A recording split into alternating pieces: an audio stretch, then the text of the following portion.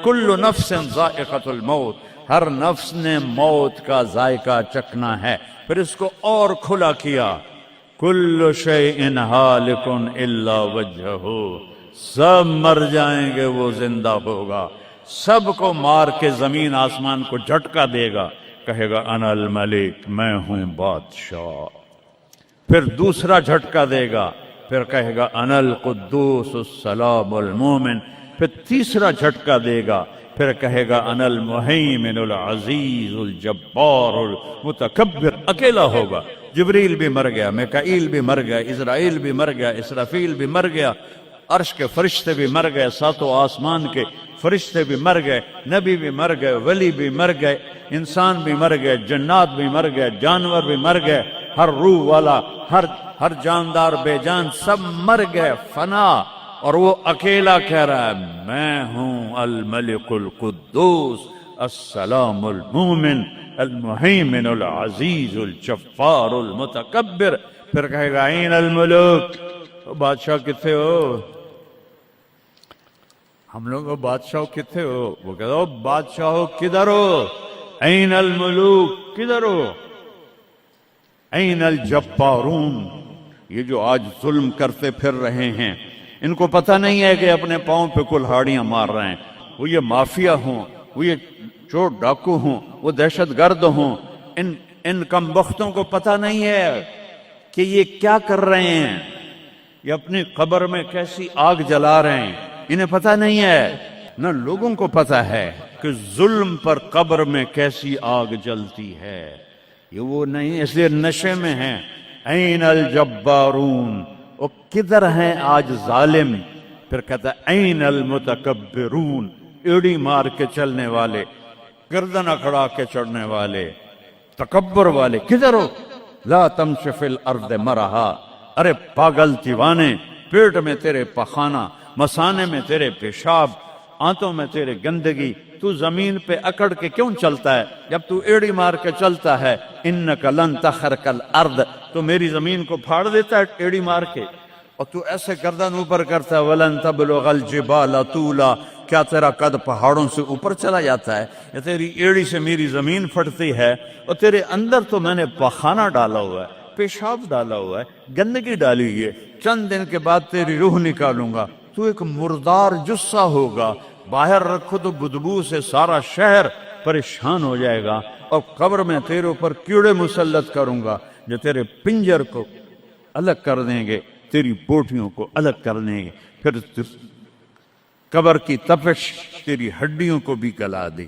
اذا كنا عظاما نخرا، جب ہماری ہڈیاں بھی چورا چورا ہو جائیں گی، قالوا تلك اذا كرة خاسرة فانما هي زجرة واحدة فاذا هم بالساهرة۔ اللہ میرے نبی کا احسان، قل هو اللہ احد، اکیلا، وہ گزارا کیسے کرتا ہے؟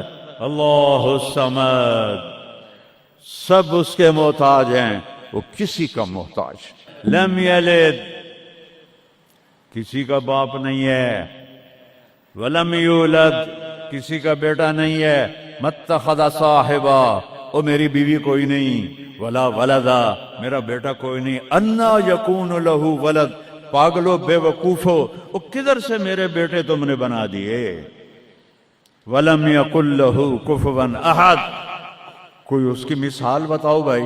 اللہ کہتا کوئی مثال ہو تو تمہیں بتاؤں، میری مثال ہی کوئی نہیں، میری مثال ہی کوئی نہیں۔ جنت کی سب سے بڑی نعمت ہے جب اللہ سامنے آئے گا، پردہ ہٹائے گا اور کہے گا سلام قولا من رب الرحیم، میرے بندو آج تمہارا رب، میری بندیو آج تمہارا رب تمہیں سلام پیش کرتا ہے، وجوہ یومئذ ناظرہ الی ربہا ناظرہ۔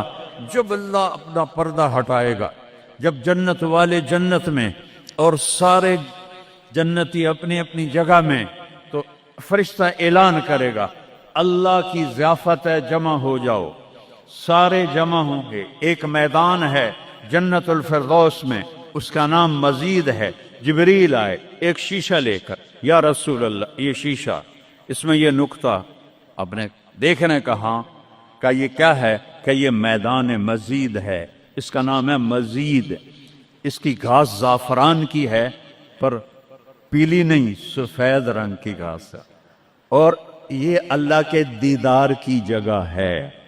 اور میں جبریل جو یوں کرو تو عرش سے یہاں پہنچ جاتے ہیں، یوں 1 سیکنڈ میں جبریل سدرۃ المنتہا سے عیدگاہ کی مسجد میں پہنچ جاتے ہیں۔ وہ کہتے ہیں یا رسول اللہ، میں اس میدان میں سال ہا سال اڑا ہوں، مجھے نہیں پتا کہاں شروع ہوتا ہے کہاں ختم ہوتا ہے۔ یہ میرے رب کے دیدار کی اسمبلی ہے، ایمان والے مرد ایک طرف، عورتیں ایک طرف، ایمان والے سارے امتی اپنے اپنے نبیوں کے ساتھ، اور ساری عورتیں حضرت خدیجہ ازواج مطہرات سیدہ فاطمہ کے ساتھ۔ اور اللہ تعالیٰ فرمائے گا میرے مہمان آئے ہیں، کھانا کھلاؤ۔ جب وہ کھانا کھائیں گے تو کہیں گے جنت کا کھانا تو ایویں ہی ہے، جنت کا کھانا۔ پھر اللہ فرمائے گا اسقوہم، پانی پلاؤ۔ تو اللہ کے دسترخوان کا پانی پی کر سب سے اعلیٰ چشمہ تسنیم ہے، تسنیم۔ یہ دیکھا اتنی سی تری لگی، آپ کو نظر بھی نہیں آ رہی، اتنی سی تری تسنیم کی لے کر آسمان پہ بیٹھ کے یوں کر دے، اس آسمان سے زمین تک خوشبو پھیل جائے گی۔ جب اللہ کے دسترخوان پر پئیں گے تو کہیں گے تسنیم بھی کوئی شے کوئی نہیں۔ پھر اللہ کہے گا فکہوہم، پھل کھلاؤ۔ یہی ہوتا ہے نا، کھانا آتا ہے، پانی آتا ہے، پھر میٹھا آتا ہے، تو میٹھے میں اے نہ کھاتے کرو سیویاں تے اے نامراداں دیاں فرنیاں، اتھے ٹھڈ ہو جائے گا توڑا۔ اللہ کو بڑے پیٹ والا بالکل اچھا نہیں لگتا، مولوی ہوگے تو اور ہی بڑا لگتا۔ تو اللہ کہے گا پھل کھلاؤ۔ تو جب وہ پھل کھائیں گے تو فاکہۃ مما یتخیرون، جو اللہ کہہ رہا ہے اعلیٰ قسم کے پھل، کہیں گے یہ پھل تو کچھ بھی نہیں ہے، پھل تو یہ ہیں۔ پھر اس کے بعد اللہ تعالیٰ فرمائے گا میرے مہمان آئے ہیں، شاہی دربار ہے، شاہی دربار کے لباس کے آداب ہوتے ہیں، ان کو شاہی لباس پہناؤ۔ تو نہ پاون دی لوڑ ہے نہ لاون دی لوڑ ہے، ایک ایسے چمک اٹھے گی اور سب کے لباس تبدیل ہو جائیں گے۔ اللہ کے دربار کے شایان شان وہ لباس ہوگا، تو کہیں گے جنت دے لباس ٹاٹ دے کپڑے ہی ہیں۔